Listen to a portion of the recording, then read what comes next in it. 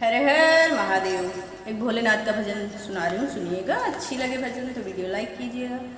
पहली बार चैनल पे है तो चैनल ज्वाइन कर लीजिएगा, ये मेरा नया चैनल है। धन्यवाद। कैसन दुनिया बनौला है जगत के गुरु, समझ में आवत नहीं के। कैसन दुनिया बनौला है जगत के गुरु, समझ में आवत नहीं के। अपने उंगली पे नचौला है जगत के गुरु, समझ में आवत नहीं के। अपने उंगली पे नचौला है जगत के गुरु, समझ में आवत नहीं के।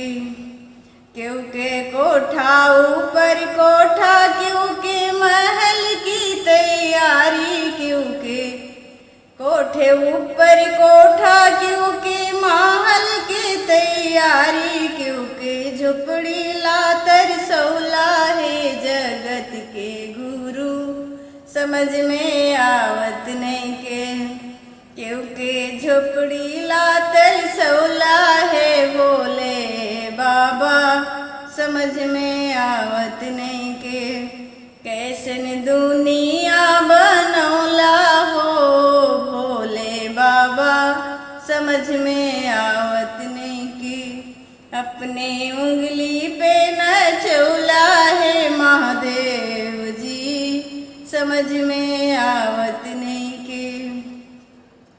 क्योंकि बेटा और बेटी, क्योंकि नतनी की तैयारी, क्योंकि बेटा और बेटी, क्योंकि नतनी की तैयारी, क्योंकि बांझिन नाम धरौला है जगत के गुरु, समझ में आवत नहीं के। क्योंकि बांझिन नाम धरौला है जगत के गुरु, समझ में आवत नहीं के। कैसन दुनिया बनौला है जगत के गुरु, समझ में आवत नहीं के। क्योंकि गाड़ी ऊपर गाड़ी, चारों पहिया की तैयारी, क्योंकि गाड़ी ऊपर गाड़ी, चारों पहिया की तैयारी, क्योंकि गुड़वाला तरसौला है जगत के गुरु, समझ में आवत नहीं के।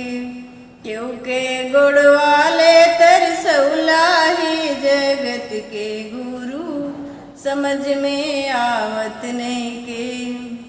कैसन दुनिया बनौला है जगत के गुरु, समझ में आवत नहीं के। अपने उंगली पे नचौला है जगत के गुरु, समझ में आवत